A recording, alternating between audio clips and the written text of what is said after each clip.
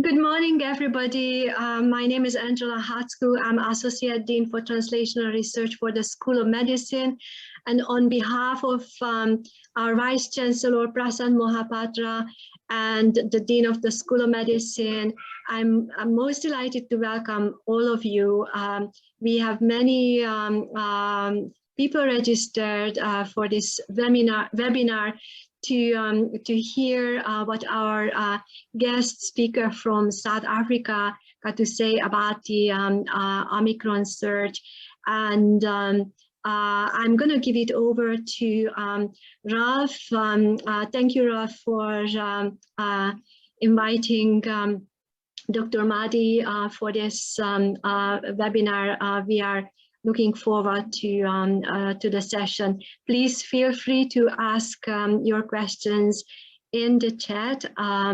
During the talk, we will be monitoring the chat, and we will have questions and answers afterwards. So welcome.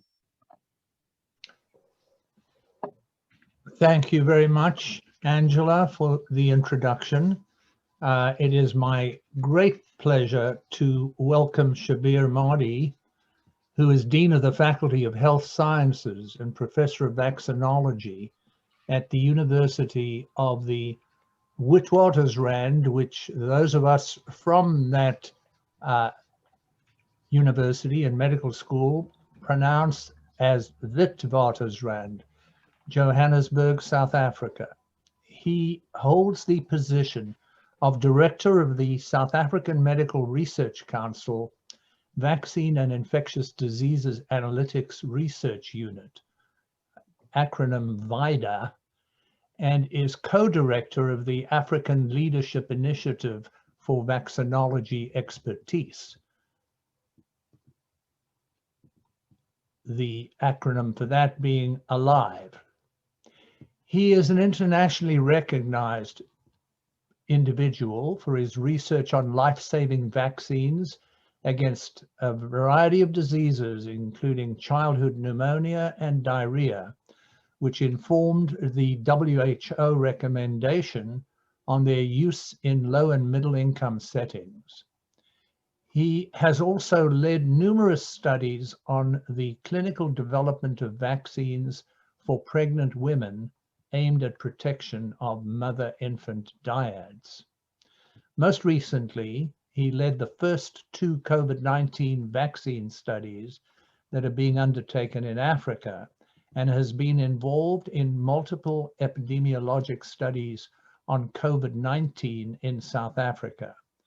Of course, as all of you know, South Africa was the very eye of the storm, and we'll hear more about it from Professor Mahdi. He's been widely complimented for his stance on COVID-19 in South Africa, where he is considered a trusted voice, unafraid to speak truth to power. Now that phrase resonated with me, and also I think resonates with all of the several large number of alumni of the School of Medicine, University of the Witwatersrand, who are on this Zoom call. I think many have been driven in the past by this mantra of speaking truth to power. Those of you who are graduates of our very prestigious university, thanks to the excellence of teaching. And on behalf of all of the alumni who are on this call, I want to say a big thank you for the continuation of excellence under the baton of Professor Mahdi. On a lighter note, and to show the fact that we are keyed into this, I am going to demonstrate a t-shirt which I wear proudly on occasion and whenever the alumni get together, and hopefully you can see this. I don't know what the focal length of the lens is, but for those of you who can't see it, it says we've still got our wits about us.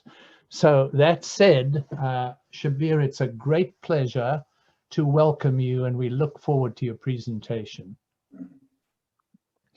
Thank you, Ralph, and good morning, good afternoon, everyone. It's actually evening here, so just bear with me. So, Ralph, thanks for this invite. Really delighted to be invited to give this talk, and I'm glad that you haven't forgotten how to pronounce Witwatersrand. And hopefully you do recall that this, in fact, is the centennial year of the university. So hopefully you and other alumni can in some way or another partake in our events during the course of the year. So what I'm going to do, and please do forgive me if there's some repetition based on talks that you might have heard in the recent past. I'm just going to first start off with the COVID-19 epidemiology and really to give you some sort of a sense as to what the impact of COVID-19 has been in South Africa relative to countries such as the United States and United Kingdom. Because unfortunately, there is a narrative that African countries are very different from high-income countries. They've been less affected by COVID-19. And in fact, that narrative was being peddled even a few weeks ago when South Africa started to report a certain perspective on the Omicron wave. And that was largely being dismissed with the notion that we've got a younger age group demographic, and hence what the experience that was transpiring in South Africa might not necessarily apply to other countries, and particularly high-income countries that have got the age group of an older demographic. And then I'm going to briefly discuss what we observe with the evolution of the Omicron wave, touch on some of the signs that came out from South Africa very soon after the Omicron wave started, including looking at the impact of the variant in relation to antibody, as well as T-cell responses that were induced not only by vaccines, but also by natural infection. And briefly just touch on one or two slides on the early readout on the vaccine effectiveness against Omicron. And much of this data that initially came out from South Africa in the first 2 to 3 weeks after the wave started and before the wave really took traction in other parts of the country have now largely been replicated in other settings as well. And then last but not least, and probably most important, and for me what is most exciting of this presentation and of the experience is really to demonstrate the extent of the decoupling of infection and severe disease and death as has been experienced in what was initially the epicenter of the Omicron wave in South Africa, and that is a province known as Gauteng. So when we talk of COVID-19 and try to quantify the burden globally, one of the big challenges that we face is huge heterogeneity when it comes to the amount of testing which is done across different countries. South Africa is one of those African countries that has got the highest testing rate per capita compared with any other African country. But even then, per thousand of the population, the number of daily tests that are being performed right now is in the region of about 0.5. About 10 times less than the amount of testing that's been done in the United States, and in fact, close on to 40 times less compared with the amount of testing that's done in the United Kingdom. So clearly what this indicates is that it's really dangerous to put any sort of value on the number of cases that are being reported and make head-to-head comparisons between countries, because certainly countries that are doing more testing are going to report many more cases. And what you see on the right-hand side is really demonstrating it, where South Africa is right down here at the bottom in terms of the number of tests per 1,000 people, the number of daily tests per 1,000 people, compared to the United Kingdom, which itself is about 4 times higher than the amount of testing that's being done in the United States, despite millions of tests being done in the United States each day.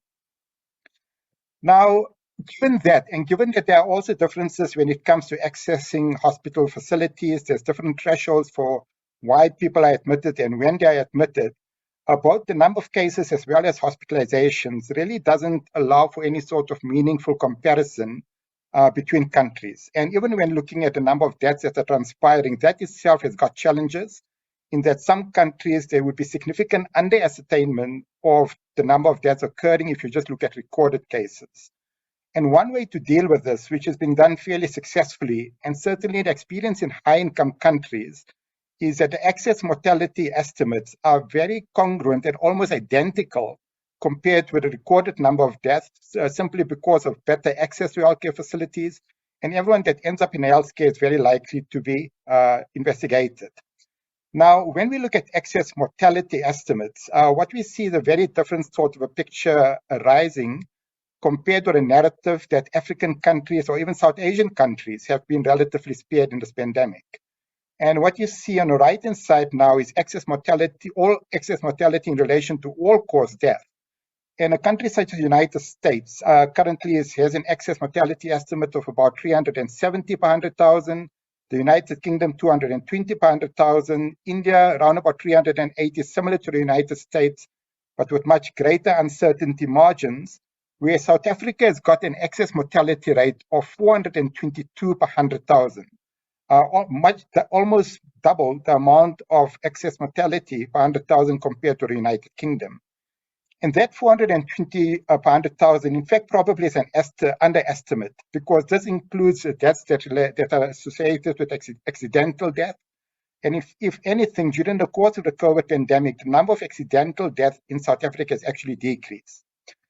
So when looking at this in a bit more detail, what this slide basically now shows you is it shows you the recorded number of deaths, the reported number of deaths, and the excess mortality. And as is completely evident on the left-hand side, the recorded number of deaths is 1/3 of the excess mortality death. And the fact that these two waves are almost synchronous with each other makes it difficult to dismiss that the majority of these excess mortality death estimates are not due to COVID-19, because it's complete synchrony between the recorded deaths and the excess mortality. So only 1/3 of all of the deaths due to COVID-19 in South Africa has been actually recorded, and there's a number of reasons for that. Now, when you look at the different provinces in South Africa, there are some provinces, such as the Eastern Cape and the Northern Cape, which are relatively impoverished provinces, where the COVID-19 mortality rate per 100,000 using the excess mortality estimates is in the region of 600 to 670 per 100,000. Now, if those were countries, it would put those provinces amongst the top 5 countries with the highest COVID mortality globally since the start of the pandemic. And what I'm really trying to impress with all of this data is that Africa has not been spared the pandemic. It's just a matter of poor quality of data. And unfortunately, we're likely to experience what occurred in 2009 with the H1N1 pandemic. And that is during the course of the pandemic, less than 5% of the H1N1 cases were identified in Africa and South Asia. But after the pandemic, 2 to 3 years later, when the CDC did some estimates using excess mortality, they basically indicated that more than 50% of all of the H1N1 pandemic deaths actually had occurred in Africa and South Asia. But it's also to emphasize that South Africa is not a very different population. Yes, we might have a younger age group, but we've got a lot of other comorbidities, which increases the susceptibility of individuals to developing severe disease. And included in those comorbidities are comorbidities very prevalent in the United States, such as obesity, such as hypertension, and as well as diabetes. But in addition to that, the other factor in South Africa, obviously, is an extremely high prevalence of HIV. Now, as we all know, Omicron really took us by surprise, and it very much displaced the Delta variant wave within a matter of a few days. But at the same time, the reason for the sudden surge of cases of Omicron in South Africa was after much of the Delta wave had subsided, there was a period of about 4 to 6 weeks where there were close to 0 deaths that was being reported from COVID-19 after the Delta wave had subsided. And all of a sudden, after investigating an outbreak that was transpiring in one of the areas in this Gauteng Province, the initial epicenter, the investigation of that outbreak really led to the identification of these cases, which on PCR was lacking the S protein target. And further investigation of that particular outbreak unmasked the presence of Omicron. But I think what's also important to recognize, and this is exactly the experience that we had with the Beta variant, is that by the time that we actually identify these variants, by the time these variants are reported, these variants have pretty much been circulating for at least 4 to 6 weeks before we actually identify it. And the reason why that is important is that it seems that the world, the global community, simply didn't even learn anything from the Beta variant, which arose in South Africa in November of 2020, But subsequent investigation of archive samples indicated that although we only identified it towards the end of November 2020, in fact, the beta variant had already been circulating in South Africa 6 weeks earlier. And it's going to not be any different for Omicron. And the reason why this is important is that the global response to South Africa and to Southern Africa, including Botswana, another country where the variant was identified, was to selectively shut the borders of other countries to travel to and from those countries. Now, like I said, by the time this variant was identified in South Africa and the data subsequently showed, this variant had pretty much dispersed across the globe. It's only that it was at a low level of intensity in other places, some places of which are doing very little sequencing, and the notion that you could actually prevent and avoid the importation of this variant by shutting your borders to a handful of African countries, I think that was extremely naive and simply didn't align with the reality of this pandemic since the start, in that if you're wanting to prevent the importation of a variant of a virus, you need to do what countries such as Australia and New Zealand and other countries that have shut their borders to the rest of the world. And that might buy you some time in actually preventing importation of such variants. But the sustainability of that is obviously, needless to mention, not going to materialize. Now, since then, as I mentioned, the Omicron variant now has been identified in 145 countries. In addition to the parent Omicron variant, the BA1 variant, we've now got additional lineages that are also being identified in many, many other countries. Some suspicion that these lineages might well be even more transmissible than a BA1, although I think the jury on that still is out. But most of the data indicates that these additional lineages are sharing a similar sort of pattern to the BA1 lineage in relation to antibody evasiveness and also in relation to vaccine effectiveness. So although it might or might not be more transmissible compared with the original BA1 lineage, which itself was highly transmissible, I don't think from a clinical perspective it's going to make much difference. Now, I think most of us are familiar with Omicron and the reason why we were so concerned about this variant. And the reason, obviously, was that there were multiple mutations, including mutations that were identified in earlier variants, but close to 30 mutations just of the spike protein, and particular mutations of that component of the spike protein, the RBD, which we know to be important when it comes to neutralizing activity of antibody induced either by past infection or by vaccines. And many of these mutations mapped out to those RBD and terminal domain epitopes, where we believe neutralizing antibodies targeted at. But in addition to that, we also know that there were additional mutations which theoretically suggested that this variant would be more transmissible. Now, what was the experience in South Africa? And what I'm mapping out here is just data from January 2021 to 2022. And on your left-hand side, it's really to demonstrate that the experience with the Omicron variant in South Africa was unprecedented, similar to what has been experienced in many other countries. And the main reason for that is what we observed, and I'll go through this slide in a bit detail, so just bear with me. What we observe is that at the peak of the Omicron wave, the positivity rate, that is the number of people that were coming forward that were being tested, the positivity rate was 49%. At no stage during any of the earlier three waves did we go above 35%. So 49% positivity rate at the time of the peak. And that actually came with some difficulties in understanding what was happening in hospitals. In that in South Africa, it is routine for everyone that's admitted to a hospital to be tested for the virus, irrespective of whether they got symptoms of COVID-19 or not. And what ended up happening is that close to 30 to 40% of the cases that were turning out to be SARS-CoV-2 positive were actually individuals that were not being admitted for COVID-19, but were incidental infections, similar to what is being experienced in many other countries. But in addition to that, what also made this variant this way very different is that what I've shown you is different levels here. And these levels refer to the levels of restrictions that were imposed by government in South Africa in initial ways to try to control the spread of the virus or the rate of the spread of the virus. This time round, when the Omicron wave started, South Africa did something which it never did before. And that is it didn't go from the lowest level of restriction to a higher level of restriction. Rather, what government decided to do was to actually focus mainly on what the trends are when it comes to hospitalization as a metric as to whether it would actually impose higher level of restrictions.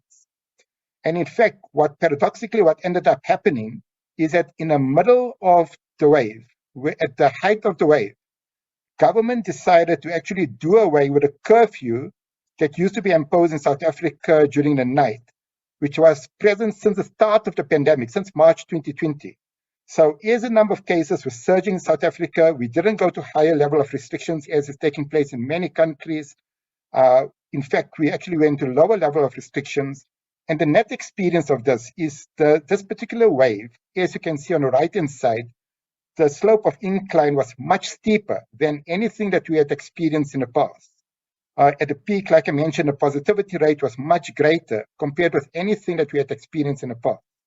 But at the same time, this wave subsided much, much sooner than any of the earlier waves. And the total period of time that this particular wave existed in Gauteng, the initial epicenter, was just over 2 months. Whereas for all of the other waves, the alpha, the wild type variant, the beta, the delta variant waves, all of those waves usually transpired over a course of close to 3 to 4 months.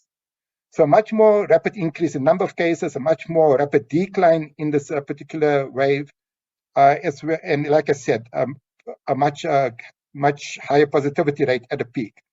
Now, the area under the curve of these graphs is obviously, I'll be quite careful in terms of making too much of it, in that the area under the curve of the Omicron wave probably is less than the area under the curve of the Delta variant wave. And that doesn't mean that there were fewer infections. It's just that the testing has changed in this country, and we're actually doing less testing now than we did at the time of the Delta variant wave. Now, to demonstrate that it isn't behavior that brought about this sudden decline in the wave, what we're looking at is the Google mobility data. And what it shows is, in fact, is that unlike the initial previous waves, in that when this wave started to peak, there were restrictions and people were less likely to go out into parks, were less likely to go to grocery, were more likely to be confined to their homes. This time round, what we ended happening is that people, in fact, started to go to parks and other recreational spaces much more than at any time since the start of the pandemic. They were more likely to go out shopping and everything else than the start of the pandemic. Society actually opened up in South Africa in the midst of the Omicron wave. As the rest of the world seemed to be shutting down, South Africa, in fact, was the country where the wave was leading, and in fact, going probably completely against the grain, and certainly against the grain of what we did previously in South Africa. We ended up going to lower levels of restriction. Now, what was the initial data that came out from South Africa and very much replicated elsewhere is that in addition to this increased transmissibility as evident by this rapid increase in number of cases, what the data also showed in South Africa about 2 to 3 weeks later is that, yes, Omicron is highly antibody evasive. And these are data looking at people that either received 2 doses of the Pfizer vaccine or 2 doses of the Pfizer vaccine plus infection, so sort of hybrid immunity. And notably, what we see is about a 20 to 25-fold decrease in the concentration of neutralizing antibody against Omicron relative to the D614G strain.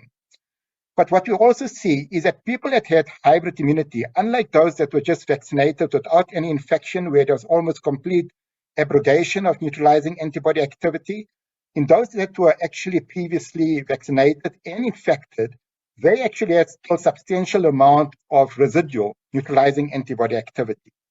In using this data, what was being imputed based on what we understand to be correlates of protection against infection at least, is that these data suggested that vaccine effectiveness against infection would probably be in the region of 30% in people that would get immunity through vaccination and 2 doses. Perhaps would still have relatively good vaccine efficacy where there's infection as well as vaccine-induced antibody. Now, those were basically just sort of predicted efficacy data, and I'll come to the actual data just now. Now, these data from South Africa have been very much replicated, and this is another study that was recently published about 1-2 weeks ago. And what this data basically shows you is the experience with Moderna vaccine, with Pfizer vaccine, with a AstraZeneca vaccine, with Moderna vaccine, looking at antibody responses 4 to 6 months after the second dose, 1 month after 2 doses for a AstraZeneca vaccine, and similarly 1 month after the second dose for the Pfizer vaccine. And consistently what you see is huge knockdown of neutralizing antibody activity against the Omicron wave compared to the neutralizing antibody activity induced by those vaccines against Alpha, Beta, and Delta. And that doesn't come as too much as a surprise. But what's interesting and intriguing here is that those individuals that had heterologous vaccination, AstraZeneca followed by Pfizer, they actually still had reasonable amount of neutralizing antibody activity even against Omicron. But most striking are those individuals that were vaccinated and that had either infection before or after vaccination.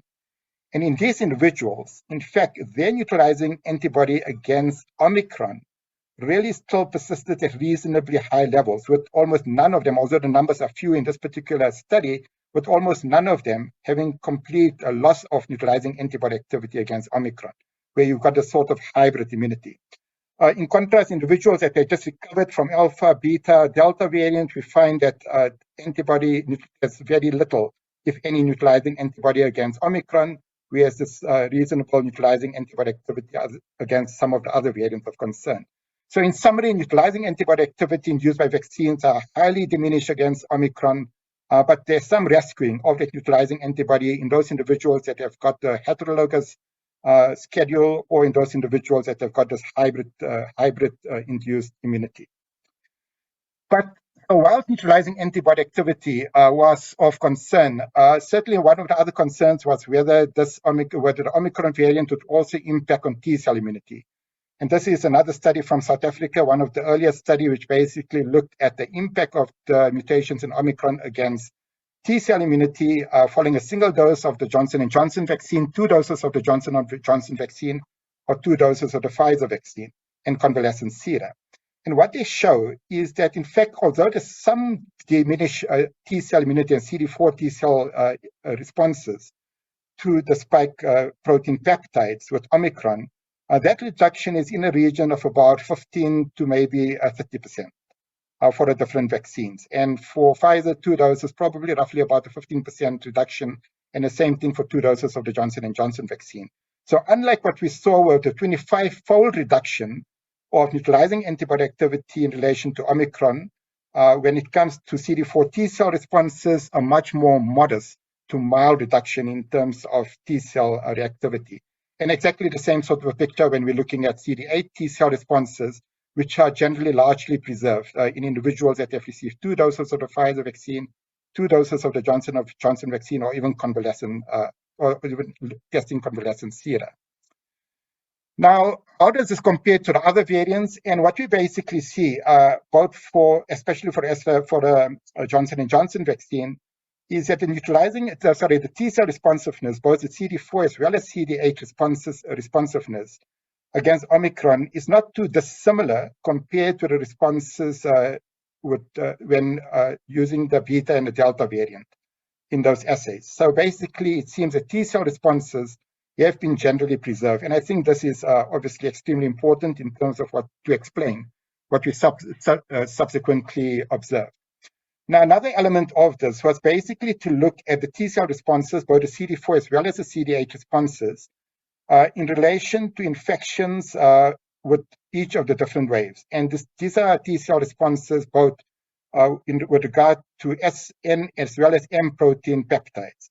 And what we see, obviously, with infection, you're going to have a much broader repertoire of T-cell responses that are being induced in the first instance. But what we see is that across all of these waves, which are due to the wild type, the Beta, the Delta, and Omicron variants, across all of these variants, we're finding similar sort of infection-induced T-cell responses, both for CD4 as well as CD8 responses. So again, relative preservation of infection-induced T-cell responses. Now, what was the clinical implications of all of that? And this was the first study which basically reported on the effectiveness of the Pfizer vaccine against Omicron, and this was just looking at infection, and this was looking at effectiveness during the course of the Omicron wave, and compared it to what the vaccine effectiveness of the 2-dose schedule was during the course of the Delta variant wave. And what a Delta variant wave, vaccine effectiveness against infection due to Delta variant was 80%, For Omicron, it had decreased to 33%. And these data have since been replicated in the United Kingdom and the United States as well.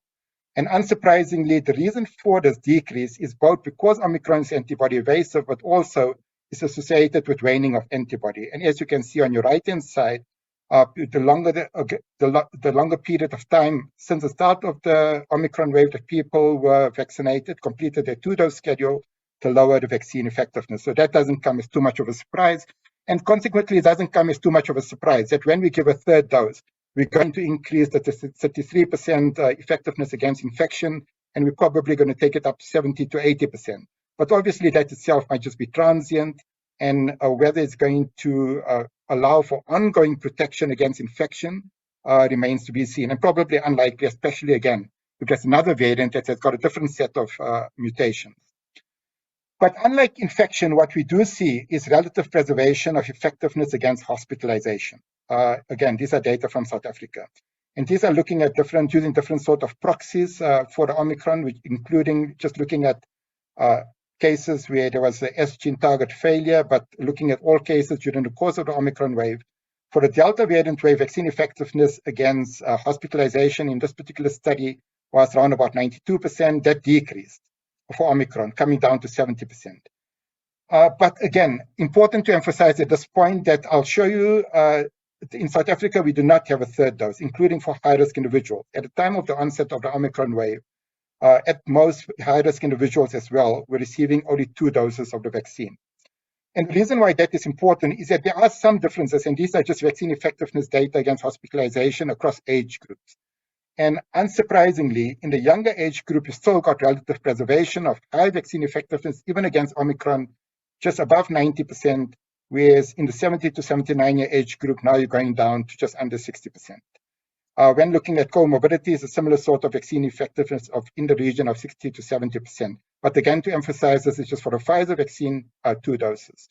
So what we see is Pfizer vaccine not working too well in protecting against infection, but still doing a reasonably good job in protecting against severe disease, even just with a 2-dose schedule. Now, lastly, what I'm going to do is just touch on where we are in Gauteng, and this pretty much has now been mirrored across the rest of the country. So just to give you some background, at the start of the Omicron wave, on the 25th of November, when it was first reported, the vaccine coverage in South Africa is extremely modest. In fact, lower than the vaccine coverage in some of the states in the US that have got very low vaccine coverage, where you got probably in the region of 50%. In South Africa, in the adult age group, people above the age of 12, only 1/3 of the population had received at least a single dose of vaccine above the age of 12 years. 1/3, 36%. The percentage of the population of adults that had received at least 2 doses of either the Pfizer or the Johnson & Johnson vaccine, mainly the Pfizer vaccine, was 20%. And that you see that's the differences across the age group. So in the younger age group, 12 to 18 years, 11% having received at least a single dose of vaccine. In the greater than 50-year age group, 61% having received at least a single dose of vaccine, 45% having received at least 2 doses of the vaccine. So certainly not a population where there was a high penetration of vaccine before the onset of the Omicron wave. But fortuitously, what ended up happening in Gauteng is that, and this is really fortuitous, is that just prior to the onset of the Omicron wave, we completed a Sero survey across the entire province of Gauteng, which was the epicenter, and we designed a study where we were able to look at seropositivity in 5 different districts as well as at a sub-district level. And what we were able to show is that the seropositivity in these 5 major districts ranged between 66% and 76%. So obviously very discordant with the vaccine coverage, which I just mentioned, 66 to 76%. And as you see from here, very little difference by age group. So in children under the age of 12 who were not vaccinated at all, seropositivity in this area was 56%. In unvaccinated individuals above the age of 50, unvaccinated, seropositivity was 71%. And unsurprisingly, in those that were vaccinated, 93%. So what we've got is a population where, despite modest up to coverage with vaccines, we've got a population that has got a high amount of immunity because of natural infection. And those that are vaccinated, probably 2/3 of them have actually got hybrid immunity because they've got this immunity both from vaccines we do understand that even when it comes to infection, even a single dose of vaccine following infection induces extremely robust antibody responses. So we've got a population that have over time developed a reasonable amount of immunity, but that has come at a high cost. As I mentioned, the cost of that essentially was putting South Africa at a mortality rate of close to 490 per 100,000 since the start of the pandemic. So by no means am I advocating this being the route to get to immunity and protection against severe disease due to COVID. Now, what did we see in South Africa over the 4 waves? And these are looking at the 4 waves since the start of the pandemic, and the figures that I'm showing you is that a percentage refers to the percentage of that wave is contributing to the total number of cases since the start of the pandemic, and in parentheses is the incidence per 100,000. So what you see in the dotted lines is the number of hospitalization, and during the course of the Omicron wave, it's responsible for between 19% of all of the hospitalizations for COVID-19 that has transpired since the start of the pandemic. But remember, I mentioned to you that these includes incidental infections. And the incidental infections during the course of the Omicron wave was probably higher than the incidental infections that transpired during the earlier waves. When looking at, the orange line is not the hospitalization, it's rather the daily case rate. The hospitalization is in blue. So the Omicron wave now contributed to 10% of all of the hospitalizations since the start of the pandemic, whereas the Delta variant wave contributed to 44% of all of the hospitalization since the start of the pandemic. But most striking is when looking at the excess mortality. And like I mentioned, in Gauteng, as you can see from the excess mortality, it's pretty much tapered down to just prior to the onset of the Omicron wave. And what we observe in Gauteng, pretty much at the end of the Omicron wave, is that the percentage contribution of death related to the Omicron wave contributes to less than 5% of all of the deaths that's transpired since the start of the pandemic due to COVID-19, whereas the Delta variant wave contributed to 50% of all of the deaths since the start of the pandemic, the cumulative number of deaths since the start of the pandemic. So we see a complete decoupling of infections, and these infections are very much an underestimate, as I mentioned, for a number of reasons related to testing and when it comes to hospitalization and deaths due to COVID-19. Now, is this something that was evident across all age groups? And the short answer is yes. And most important is the greater than 50-year age group, which even in South Africa contributed until very recently to more than 80% of all of the death that was transpiring due to COVID-19. And what we see with Omicron wave is that now this is looking at recorded deaths. We don't have the data for excess mortality. Recorded deaths during the course of the Omicron wave in this age group contributes to 2% of all of the deaths, compared with 53% of all of the recorded deaths since the start of the pandemic having occurred during the course of the Delta variant wave. So again, a tremendous decoupling in the age group which is most at risk of developing severe disease.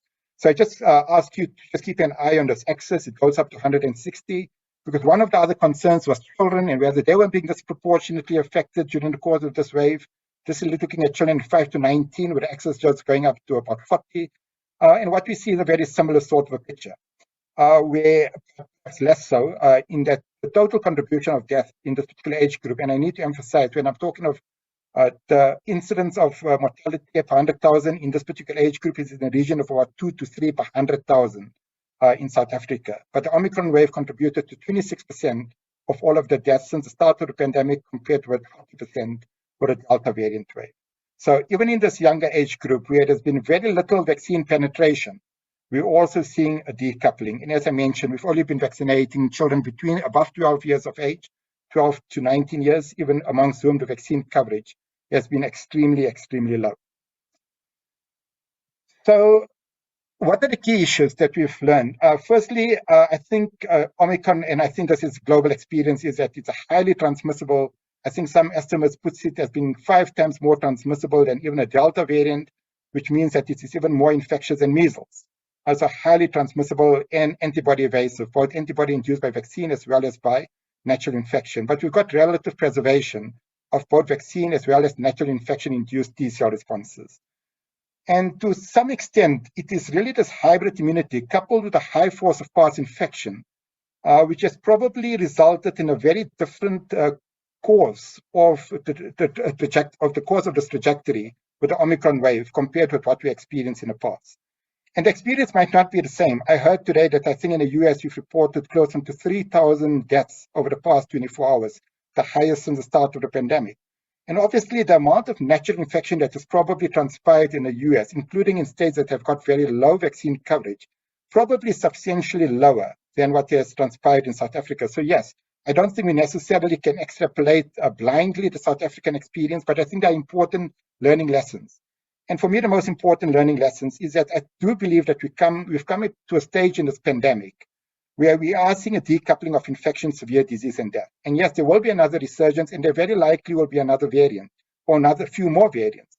But whether those variants are going to be able to do any better than Omicron in evading T-cell immunity, if it does achieve that, especially T-cell immunity induced by natural infection, then for all intents and purposes, from an immunological perspective, we're dealing with a completely new type of virus. And that would take us back to square one.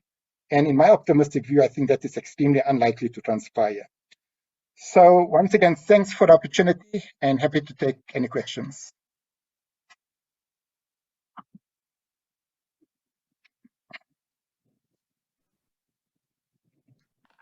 Thank you so much, Shabir, for that absolutely comprehensive and illuminating presentation on the situation in South Africa. We do have several questions in the chat box that I'm going to try to cover as best possible. I will kick off with a question relating to the BA2 variant, which doesn't really seem to have made any kind of taken foothold in South Africa, unlike some areas, for example, Denmark. And is this pure chance? The fact that there has been no seeding, shall we say, of that virus, which does seem to have some slight advantage over the regular B1 variant of Omicron. So in fact, right now, BA2 is responsible for about 10 to 15 of all of the sequence virus. So it has actually started in South Africa, but it already seems to be waning. And I think the main reason for that is the buildup of population immunity against Omicron, including neutralizing antibody. And the chances of BA2 being able to gain traction in the midst of extensive neutralizing antibody activity against the parent lineage, I think it's very unlikely. So I think it's really the extent of population immunity that has arisen against the original lineage, which is probably preventing BA2 from gaining traction, and the same for BA3. So there is good crossover immunity between the two variants. Yeah. We have a question here that comes from Peter Sussman. Given Omicron seems to have likely arisen in prolonged infection in an immunocompromised patient, is anyone looking at the role of antivirals like Paxlovid in these patients? In other words, are there any, as I read this, are there other potential breeding grounds for new mutants? Well, I mean, there certainly are breeding grounds, and I think the jury is still out. Yes, people living with HIV do have prolonged shedding of virus, which lends itself to more mutations, which eventually might confer some advantage. But at the same time, in the UK, as an example, we had an individual with cancer that shed virus for 200-300 days with accumulation of mutations. So I don't think it's just an HIV issue. I mean, if you think about it, the countries such as India, or even the US for that matter, with a population 6 times the size of South Africa, you probably have got more immunocompromised individuals due to other causes than HIV than the absolute number of people with HIV that are not adequately managed on antiretrovirals in South Africa. So yes, I think it might be an issue of prolonged shedding, but I don't think South Africa is necessarily having identified at least 2 variants, being the first to identify 2 variants, is necessarily related to HIV as being the genesis of that. I think it's just an immunocompromised population. But beyond that, the short answer in terms of the different antiretrovirals and whether it might be contributing, to be honest, I don't have an answer to that one. Good enough. So it's really roll of the dice then in terms of where these mutants arise. We have a question from George Fritzmer. Should T-cell responses be employed routinely to assess immunity? Obviously, it's not too pragmatic. I mean, these are labor-intensive assays. Unless we've got some quick way to actually get a proxy of it or to get a readout, I don't think it's pragmatic to be able to employ to determine immunity at the individual level. So I think doing this sort of studies at the macro level provides us some insight as to where we stand at the population level. Stephanie Crossan wants to know, can you present any data about rates of hospitalization and severe disease among unvaccinated young children? I think you did show us some of those data. Yes, I did show the data. It says the report that in South Africa, you're seeing higher rates of severe disease in young kids with Omicron, even though adults are demonstrating lower rates of severe disease. So is there this kind of dichotomy that you're seeing? And the answer is no. So I probably went too fast over that particular data. And when you look at the incidence of hospitalization in the 5 to 19-year age group, and very similar to the 0 to 4-year age group, the incidence of hospitalization wasn't actually any different compared to the Delta variant wave. And in fact, so that was the cumulative incidence during the course of the wave, and the case fatality risk this time around was lower. But the reason for a lower case fatality risk this time around is that there were a greater number of incidental infections being observed in children in that age group that were being hospitalized.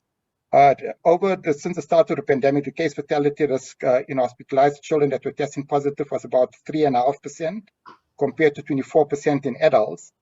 This time around, the case fatality risk actually dropped to 1.5%, but that was just because of the increase in incidental infections that were being diagnosed. Thank you. Angela, would you like to select a question from the chat box? Yes, so I think you already addressed some of the aspects of immunocompromised individuals, and Sajid Andakar is asking about, first of all, she says, great presentation, thank you. A generation of new variants of SARS-CoV-2, possibly even T-cell evaders, could come from immunocompromised, especially HIV infected individuals. Do you have any strategies to work on prevention of the emergence of these variants in immunocompromised individuals? So obviously the best strategy is to make sure that people are relatively immunocompetent and get them onto antiretrovirals. The majority of HIV-infected individuals in South Africa are on antiretrovirals. And when looking at, but again, so I do agree that, like I mentioned earlier, immunocompromised people living with HIV certainly would shed the virus for a longer period of time, lending itself to these mutations. But again, citing an example from the UK and a few other examples where it was non-HIV immunocompromised individuals that had a similar sort of trajectory of prolonged shedding of virus with the accumulation of mutations. So there isn't any specific strategy, and I really don't believe that South Africa has identified both the Beta and the Omicron variant because HIV being the genesis of those variants. It might be, but it could be any other immunosuppressive condition at play as well. I understand, thank you. And somewhat related, it's known that South Africa does a very intensive gene sequencing for the virus. Do you have any insights to the implications of having that information readily at hand, and it's being much better than in the United States or even in United Kingdom?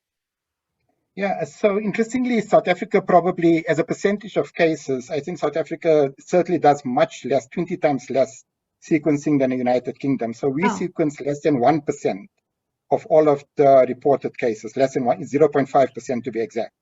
So we don't do a lot of sequencing, and we don't have the resources to do a lot of sequencing, unlike the United Kingdom and probably the US. The difference is that the systematic sequencing that's been done, but both for the Beta variant as well as the Omicron, the reason those came to the fore is that it was investigation of an outbreak after the previous wave had subsided.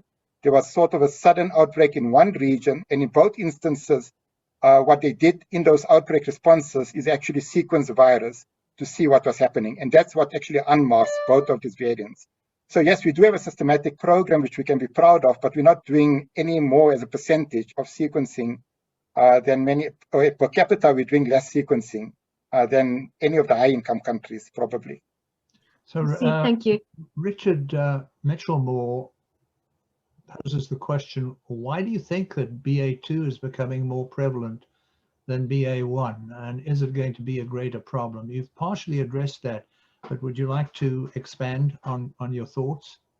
Yeah, I mean, so it might, obviously what's happened is that there's accumulation of additional mutations, which is possibly conferring some advantage in transmissibility. But I think that that sort of evolution has taken place in a setting where Omicron hadn't gained traction. Like I mentioned, in South Africa, it sort of started to rise, pretty much disappeared, largely because I believe of the underlying population immunity that evolved during the initial period of the Omicron wave. Whereas in other countries where BA2 might have seeded in tandem with the BA1, you might find that it's actually outcompeting BA1 in a sense. And those the populations in those countries don't have the same type of immunity against Omicron compared with South Africa, where BA2 is probably coming in at a later stage. I think increased transmissibility coupled with population immunity dynamics is probably resulting in different pictures emerging in different places. Right. I think we'll have. But the first question actually was not asked yet from Andrew Hamilton about the survival of the Omicron variant on surfaces. That was kind of dismissed in regards to the other variants. And do you think it's significant? And is there anything that can be done about that? Yeah, I mean, I think most of us do agree that the main modality of transmission and acquisition is through the airborne route rather than from contaminated surfaces. So it might have more prolonged survival on surfaces.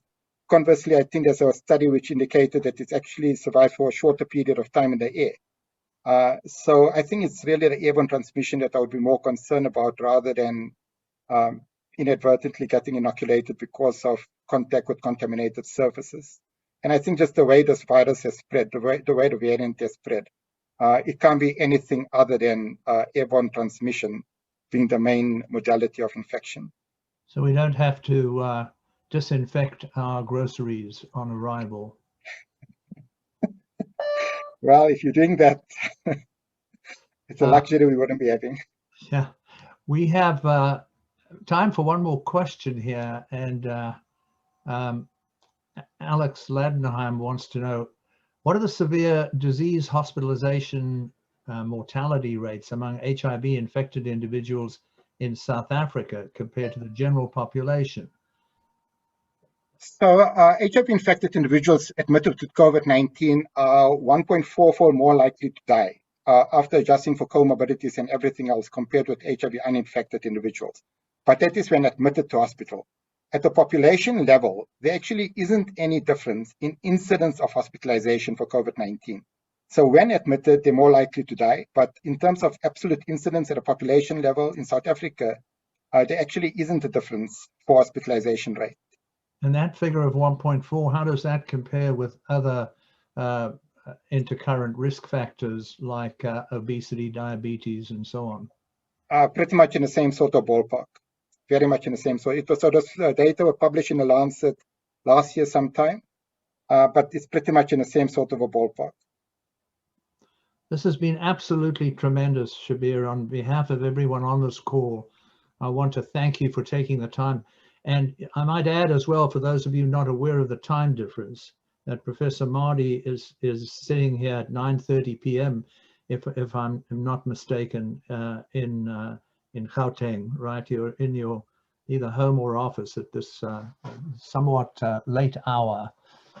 Thank you so much, and we look forward to continued interaction between Wits University and UC Davis.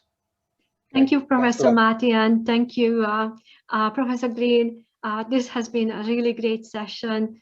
Have a good weekend, everybody. really appreciate the lively discussion. Thank you. Thanks, bye.